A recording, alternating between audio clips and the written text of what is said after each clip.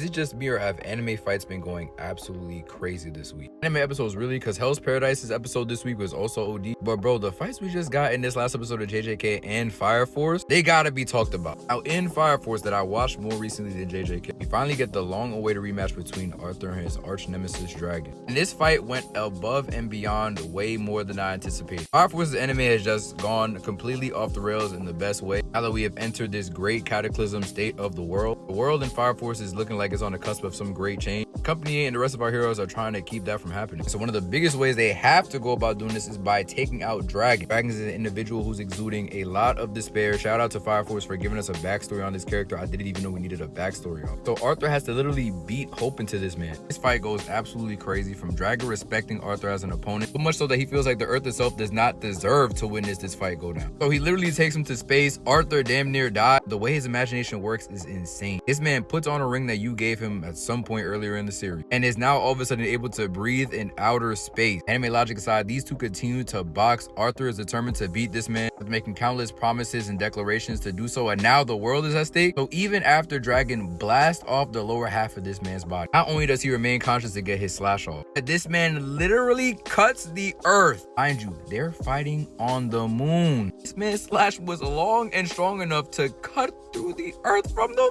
moon. Shout out to my son Arthur. Y'all will never not hear me jack this man as the Night King. He earned that title after this episode. I hope Son's not dead, but he's just out there flying in space at this point. I don't know who can go get him. Maybe Shinra now that he's woken up. And it just makes me think like, damn, Arthur got a power boost like this. Imagine what Shinra's power boost is about to be in this next couple episodes. Before wrapping this yap sesh, I do have to show love to Yuji versus Higuruma. Colors in this fight gave me a lot of the Yuji versus Shoso fight. This is another great one. I mean, seeing Higuruma really box the hell out of Yuji from the offset of this fight, popping his domain expansion, taking this man to trial, seeing how elite he is as a sorcerer, seeing Yuji bob and weave through all of Higuruma's attacks despite how fluent he is as a sorcerer. The sorcerer comparing his mastery in sorcery, just became a sorcerer by the way, who has knowledge and competency as an attorney, which he's also really nice at. But you know I can't tell JJK and not glaze Yuji. Even after this man was found guilty in that first trial, he is still able to dodge all of Higuruma's attacks with no curse energy. And then he's able to learn Higuruma's curse technique so much so that he calls for a retrial where he takes the heat for everything that happened in Shibuya despite the fact that Sukuna took over bro's body. Obviously he didn't know Higuruma had the executioner sword, but one cut from that sword, it would have been raps for Itadori. Higuruma had him dead to rights, but because Yuji showed that he's such a noble, honorable man, he decided to sheath his blade and Yuji just clocks him in the chest. Higuruma absolutely tanked, by the way. That ain't nothing to sneeze at. Yo, shout out JJK, shout out Fire Force for putting on this week. I'm looking forward to seeing how both these seasons wrap up.